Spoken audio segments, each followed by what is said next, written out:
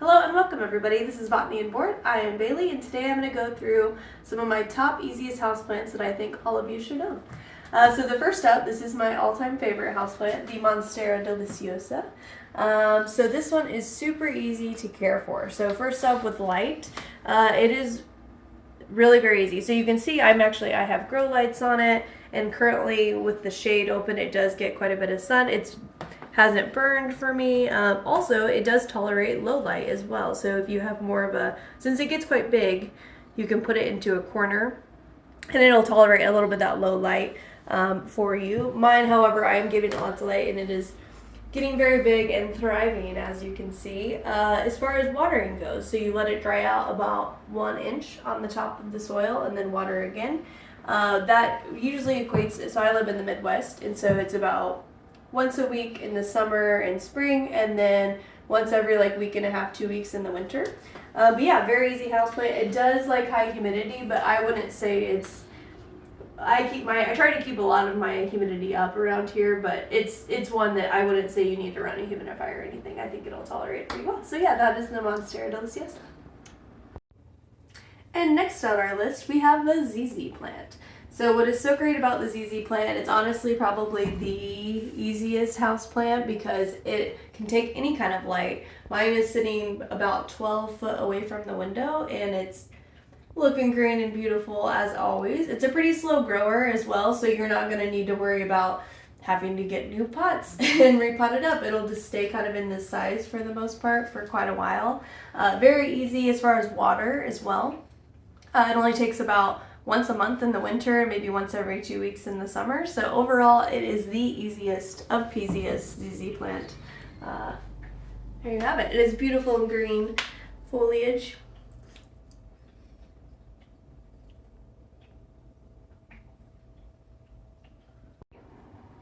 And next we have, this is a very typical houseplant. This is the Philodendron Green, heart-shaped philodendron, the standard one. But this plant is so great. It's so easy. It's vining in nature, so if you have a bookshelf, it looks great. Light requirements as well, so right into indirect light in general, but it does tolerate a little bit of lower light. If you have that, it'll still grow. It might just not grow quite as much. It's also really easy to propagate. You just chop and put in water, and then roots will grow out from this node, and then you can just simply stick more back into your plant to constantly make it look fuller as it kind of keeps vining down. As far as water requirements, I water mine about once a week to a week and a half in the summer, and then about every couple weeks to maybe 3 weeks in the winter. So a very easy house plant, highly recommend.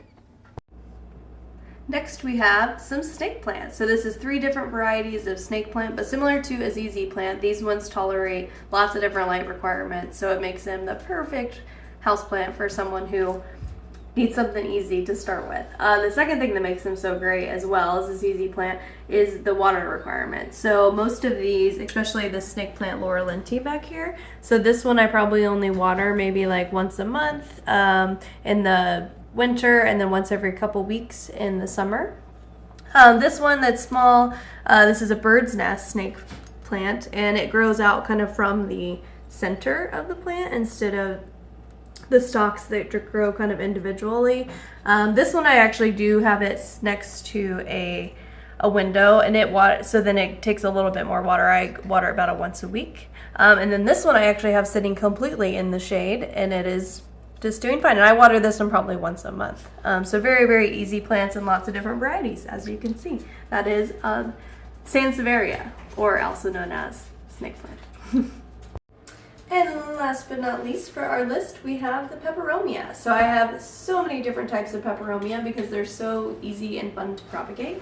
So here we have kind of a teardrop Peperomia. We also have a Peperomia rosa over here, which this one is great for Christmas time if you get that red underside and then that nice, beautiful deep green on the top. So these ones as far as care tips, so they do take watering about once every week in the summer and then once every couple weeks in the winter. They also have a little thing called the taco test. So if you actually go and you squeeze, here's a watermelon peperomia, if you squeeze their leaf, So this one, how malleable it is, it actually indicates that I actually need to water my plant.